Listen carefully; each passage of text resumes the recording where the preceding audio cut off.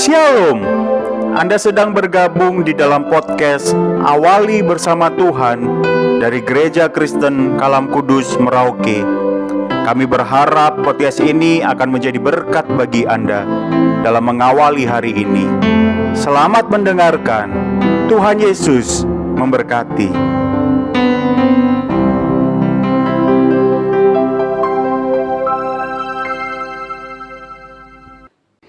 Shalom, selamat pagi Bapak Ibu yang terkasih di dalam Tuhan. Sungguh bersyukur pagi ini kita masih diberikan kesempatan untuk menikmati hari kita bersama-sama dengan Tuhan. Untuk mengawali pagi ini, saya ingin mengajak kita semua merenungkan satu bagian firman Tuhan di dalam Matius 9 ayatnya yang kedua.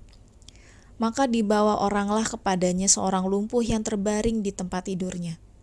Ketika Yesus melihat iman mereka, berkatalah ia kepada orang lumpuh itu, "Percayalah hai anakku, dosamu sudah diampuni."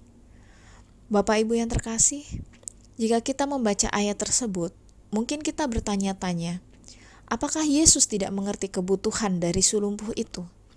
Bukankah si lumpuh itu datang untuk disembuhkan agar bisa berjalan lagi? Tapi kenapa Yesus justru mengatakan, dosamu sudah diampuni? Bapak Ibu, pada saat itu banyak sekali keyakinan yang keliru tentang sakit penyakit. Orang seringkali menghubungkan sakit penyakit dengan dosa, dan kemungkinan besar orang ini datang bukan hanya untuk ingin disembuhkan kelumpuhannya, tetapi juga ingin diampuni dosanya. Yesus sungguh mengerti bahwa masalah terbesar manusia bukanlah sakit penyakit, tetapi dosa. Karena dosa, kita bukan hanya lumpuh, tetapi mati, dan itu artinya kita tidak mampu melakukan apapun termasuk melakukan kehendak Allah. Kehadiran Yesus menunjukkan bahwa Yesus adalah juru selamat yang bukan hanya sanggup memulihkan kita dari sakit penyakit, tetapi terlebih lagi ia sanggup melepaskan kita dari jerat dosa. Bapak Ibu yang terkasih, bagaimana jika Yesus tidak menyembuhkan penyakit kita atau melepaskan pergumulan-pergumulan kita? Bapak Ibu, sembuh atau tidaknya penyakit kita, bebas atau tidaknya kita dari pergumulan, tidak menjadi ukuran seberapa besar kuasa Yesus. Karena Yesus sudah menyelesaikan masalah terbesar kita, yaitu dosa.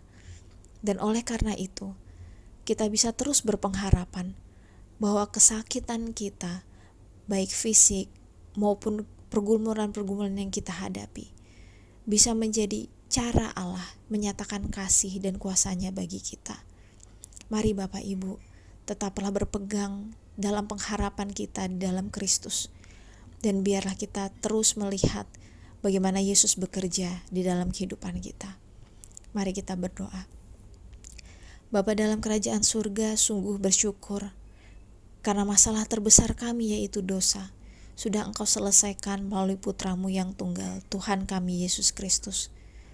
Tetapi Bapa, jika saat ini kami masih terus bergumul dengan sakit penyakit kami atau pergumulan kami yang lain, tolong mampukan kami untuk dapat melihat kasih dan kuasa-Mu yang Engkau nyatakan melalui semua itu, supaya hidup kami dapat menjadi kesaksian yang hidup tentang Engkau.